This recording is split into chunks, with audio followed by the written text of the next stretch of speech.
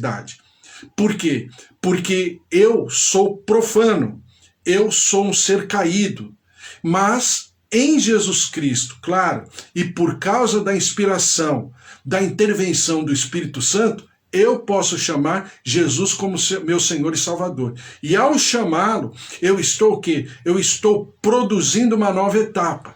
E a partir dessa nova etapa, eu estou me convertendo. Ou seja, eu iniciando o processo como? Declarando Jesus como o meu Senhor, o meu Salvador, porque eu creio no meu coração. Em primeiro lugar, como Romanos 10 diz, eu creio no meu coração e confesso com a minha boca que Jesus é Senhor. Não confesso com a minha boca, né, como às vezes a gente percebe, que Jesus é meu Salvador. Salvação é consequência. Salvação é o produto do senhorio de Jesus Cristo sobre a minha vida. Certo? Então, dentro dessa lógica, para nós, o chamado é o quê? O chamado é esse início de processo. É esse começo de uma caminhada maravilhosa com Deus. Exatamente o que está acontecendo aqui com Pedro, André, Tiago e João. Primeiro, o chamado do Senhor é um chamado soberano. O chamado de Cristo é direto, é imperativo, é soberano. Então, é como eu estou, do jeito que eu estou, aonde eu estou. Exatamente o que acontece com os primos, né? E irmãos. Pedro e André, irmãos. Tiago e João, irmãos. Mas eles eram primos, né? Os seus pais eram parentes, né? E que eram donos de uma empresa de pescaria. Segundo Flávio Josefo, haviam mais de 30 grandes empresas de pescaria. Diz ele que era quase 300, mas as maiores empresas eram mais ou menos 30. Dentro dessas 30 empresas de pescaria, havia a empresa de pescaria, de pesca, né? De Pedro, de André, de Tiago e de João, através de seus pais que eram sócios. Então você tem todo esse ambiente. E o Senhor Jesus vai até eles. E é exatamente isso que eu tenho falado para você. O que é pregar o Evangelho? É viver o Evangelho. E o que é viver o Evangelho? É fazer com que primeiro eu tenha a experiência, né? Fazendo alusão ao alimento lá do mercado que fica para degustação, primeiro eu preciso experimentar. Eu preciso viver isso na minha vida. É isso que eu tenho falado para você insistentemente. Eu preciso ter uma experiência pessoal com Deus. Eu não posso falar das coisas de Deus. Eu não posso falar a respeito de Deus. Eu tenho que falar de Deus a partir da minha própria vida. Então é exatamente o que o Senhor Jesus inicia esse processo na vida desses irmãos e desses primos. Que é o quê? É eles estarem maravilhados, é eles estarem impressionados, mas ao mesmo tempo desejarem. Você não percebe em nenhum momento, em nenhum evangelho, alguém falando alguma coisa. Senhor, espera aí que eu vou me preparar. Senhor, espera que eu vou fazer alguma coisa, sei lá. Espera aí que eu vou resolver uma pendenga pessoal aqui. Não. Nenhum momento acontece isso, né? Bom dia, Duca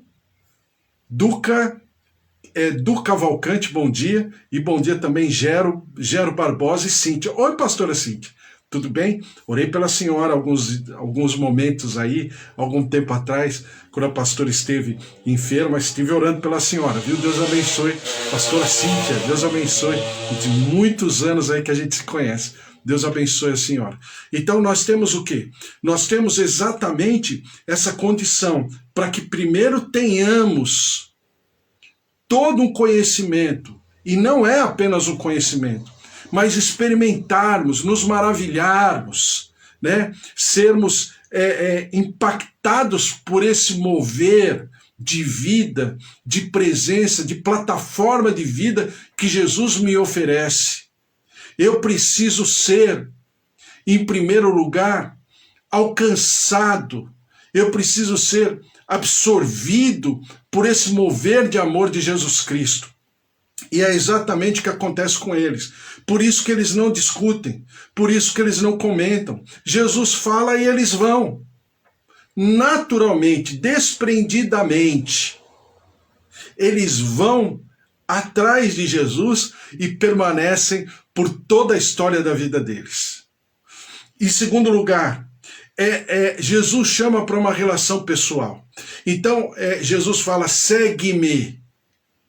Vinde após mim, né? Marcos capítulo 2, versículo 14, quando o Senhor Jesus vai até Levi que nós sabemos, claro, já estudamos, já pensamos sobre o livro de Mateus, né? Levi é o nome de Mateus, Mateus é o nome que Jesus dá, presente de Deus, né? Mas Levi era um cobrador de impostos, né? Era um publicano.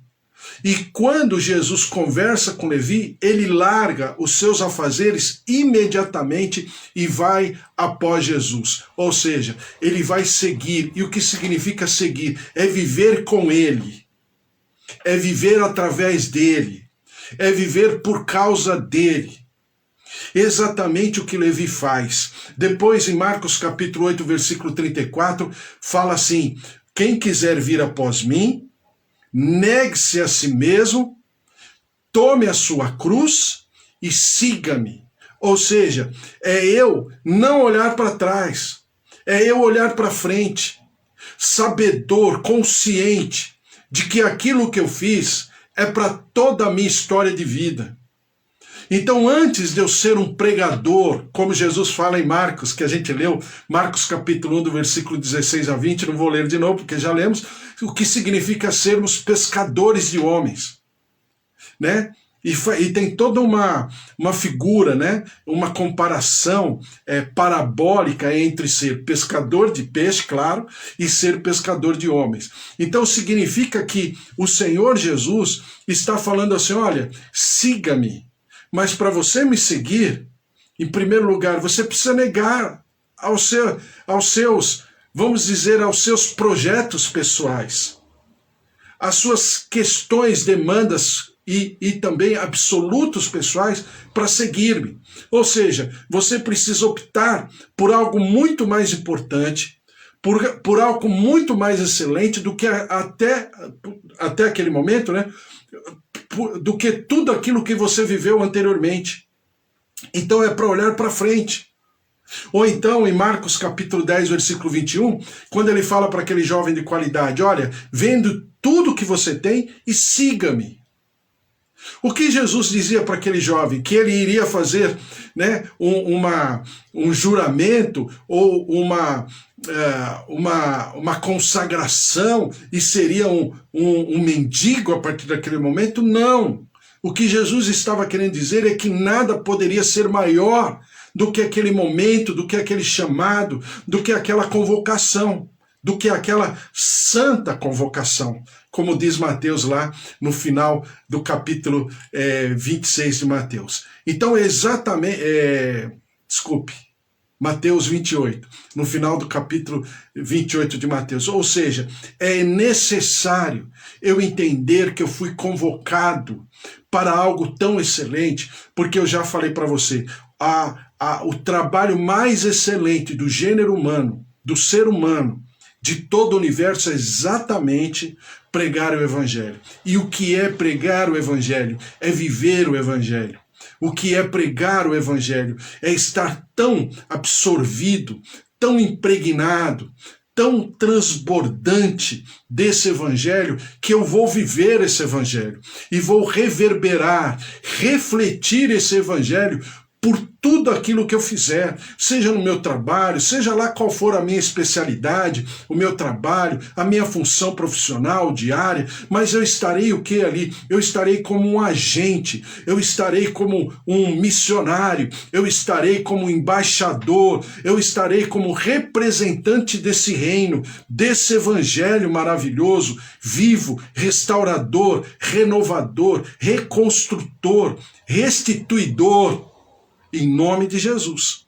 Em segundo lugar, eu preciso entender que é uma relação pessoal. Então Jesus chamou aqueles discípulos para dormir onde ele estava dormindo, né? Comer a comida que ele estava comendo, andar por onde ele estaria andando, É exatamente isso, é uma relação pessoal. Evangelho, pregar o evangelho vai exigir de mim que eu tenha uma ligação amorosa, né, com os meus pares, com aqueles que estão ao meu redor. Não tem como ser diferente. Alguém poderia falar, mas não tem a pregação do evangelho, os grandes eventos, os grandes movimentos, né, de pregação, de evangelismo. Claro que tem. É normal, é natural que tenha e é bom que tenha. Mas isso não é o suficiente. Pelo contrário, se isso não for trabalhado pós-evento, o day after, né, o dia seguinte, aquele evento em si, de nada adiantou, porque ele não teve consequências. E um evento desse tamanho precisa ter consequências. Qual é a consequência? É alguém vivendo o evangelho. É alguém próximo, alguém semelhante, com a mesma cultura, com o mesmo vocabulário, com a mesma maneira de ser, junto com aquela pessoa, para que aquela pessoa que sinta esse evangelho atual, contextualizado, fazendo parte da sua vida, porque senão não vai adiantar. Que é o que muita gente, desculpe, a igreja enfraquecida vive hoje. Porque fica o evangelho lá, a pregação lá, naquele local, naquele lugar geográfico, durante aquele horário, durante aquele momento, e depois pronto, acabou ali. Não, o evangelho é muito além do que um evento. Muito além, mas muito além do que um entretenimento. É modo de vida, é plataforma de vida. E é por isso que o Senhor Jesus chamou eles em primeiro lugar para que tivesse uma relação de amizade com ele, para que conhecesse o Senhor Jesus. E é por isso que os discípulos, claro, já discipulados por João Batista, eles perguntam, mestre, onde tu posas? E Jesus fala o quê? Vem e vê. Por quê? Porque seria do cotidiano, do dia a dia. Em terceiro lugar, o chamado de Cristo exige pronta e imediata resposta. Qual é a resposta? O deixar-se levar. É exatamente aquela figura, né, que a gente lê lá no livro de Ezequiel, quando o profeta está em meio àquelas águas que saíram dos joelhos, passaram pelos lombos, e agora está acima, possivelmente acima do peito, né? Ele está como que sendo tomado por aquelas águas, e a palavra fala que ele tem que se deixar levar. Então é exatamente esse movimento que nós devemos fazer, nos deixar levar por essas águas, por esse mover de Deus, por essa convocação de Jesus Cristo, sabendo que ele fará a diferença, exatamente o que acontece com esses irmãos e primos. Eles se deixam levar. Não que eles tivessem negado, né? Porque alguns eu vejo pregando, às vezes são muito incisivos, largar pai, mãe e família e tal. Claro, para alguns, muito alguns, que são missionários, que são pregadores, pessoas que serão enviadas, né? Porque tem um chamado para isso, claro, com certeza, né? Claro, essas pessoas estarão se distanciando, mas uma boa parte, eu diria a esmagadora maioria, é o evangelho do dia a dia, do trabalho, da escola, da faculdade, dos ambientes de amizade, tudo, é esse lugar. Então é exatamente essa condição e essa constituição que o Senhor deseja manifestar e estabelecer e fazer com que nós entendamos todo esse processo. Depois, em outro lugar, diz assim, o chamado de Cristo passa por uma preparação. Então é exatamente o que Jesus fez com seus discípulos. Lembra quando eu falei para você, quando a gente conversava sobre Mateus, que Jesus foi, né, como médico, ele foi com seus residentes fazer um estudo de campo. Então eles não ficaram dentro de quatro paredes, eles foram para a vida, para o dia a dia, para o cotidiano, né? E ali encontraram todas as situações e circunstâncias, que é exatamente o que o Senhor deseja que nós façamos. Desenvolvamos enquanto estivermos sendo também desenvolvidos, né? Nessa obra maravilhosa, pregando, falando e vivendo. Por quê? Porque existe uma preparação. Claro, a palavra, a oração, os conceitos, os rudimentos, como diz Paulo, os rudimentos da doutrina de Jesus Cristo. Então tudo isso é necessário, é importante, é saudável, mas desde que haja uma proatividade, desde que nós possamos avançar numa sequência, num segmento completamente atuante, movido a cada dia, numa continuidade permanente, porque sempre estaremos aprendendo e sempre estaremos também desenvolvendo e sendo desenvolvidos, né? Conforme estivermos andando. E depois, é um trabalho de consequências eternas. Então pregar o Evangelho é maravilhoso porque é um trabalho de consequências eternas. É por isso que vamos chamar assim, pregar o Evangelho é o maior trabalho que nós poderíamos ter. Por quê? Porque nós estamos falando de coisas eternas, coisas permanentes. Pregar o Evangelho é para todos, não é para um grupo ou para alguém que tem um chamado específico, não. Faz parte do nosso cotidiano, da nossa vida, porque nós temos família, nós temos pai, temos mãe, marido, esposa, filhos, conhecidos, colegas, seja de escola, de faculdade, de trabalho. Então é uma coisa permanente.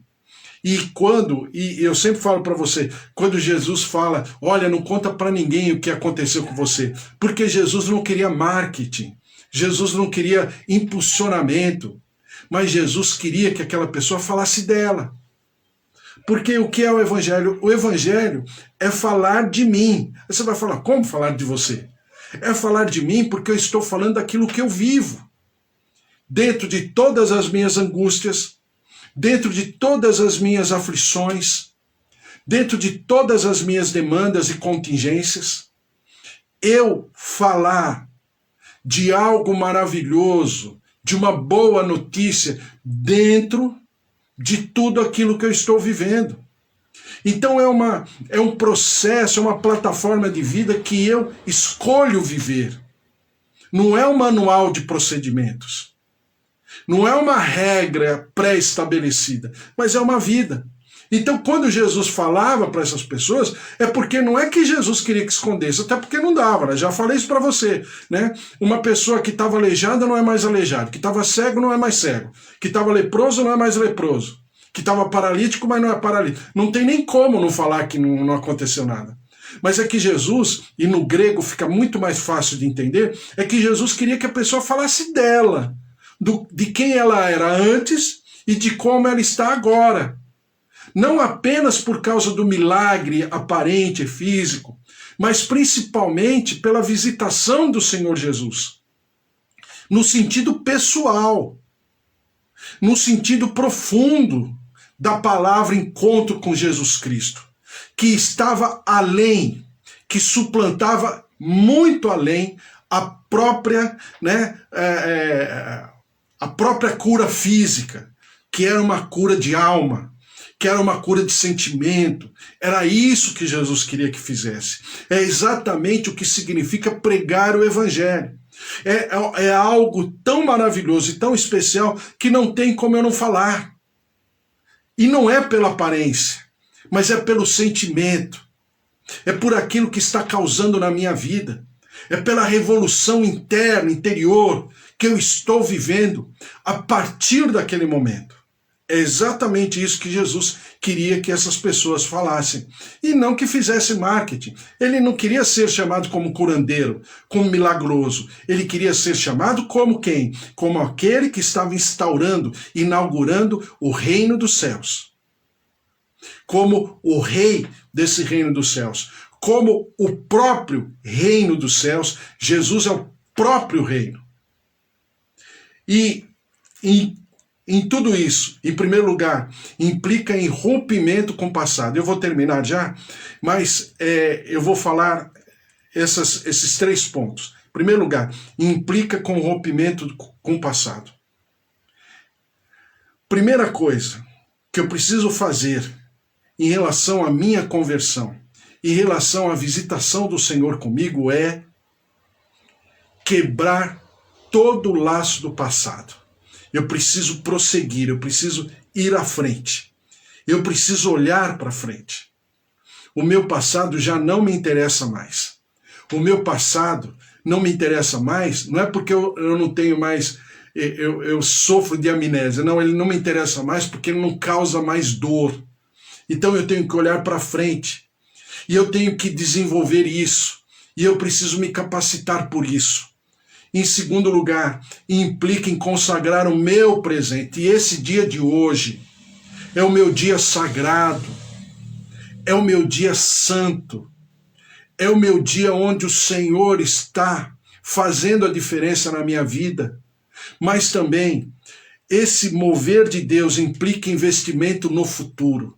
Então, eu não olho mais para o passado, eu me desligo do passado. Em segundo lugar, eu me consagro no presente para que o investimento no futuro se manifeste. E o que é o investimento no futuro? É saber que todas as coisas que o Senhor prometeu sobre a minha vida se manifestarão.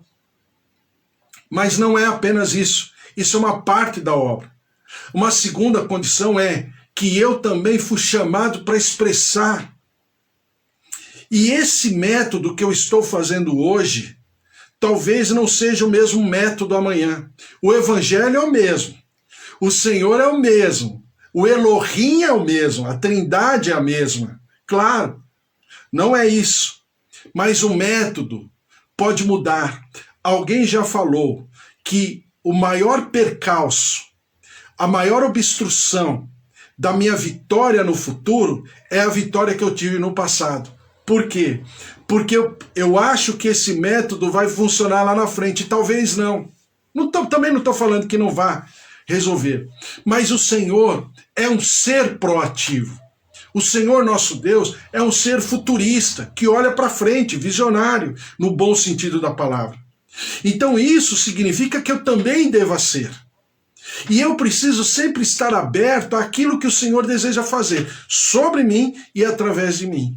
E é exatamente o que o Senhor queria mostrar para os discípulos de João. E os discípulos de João Batista, agora discípulos de Jesus, haveriam de aprender, porque eles se abriram para o novo. E quando se abriram para o novo, tudo foi possível. Pedro e André foram transformados. João e Tiago também foram transformados. Mas eles foram transformados e foram ferramentas de transformação. Instrumentos transformadores por onde eles passassem. E eles se transformaram em apóstolos de fundamento. Então isso é maravilhoso. E essa verdade espiritual está sobre a tua vida e através da tua vida. Não tem como eu ter um evangelho no meu coração e não querer distribuir, e não querer falar, e não exalar, como diz a Bíblia, esse bom perfume de Jesus, esse bom cheiro de Cristo que está em mim, que está me impregnando e que está transbordando através de mim. É exatamente o mover do Senhor. E quando ele fala, vinde após mim e vos farei pescadores de homens. Glória a Deus, essa é a palavra do Senhor. Vamos orar com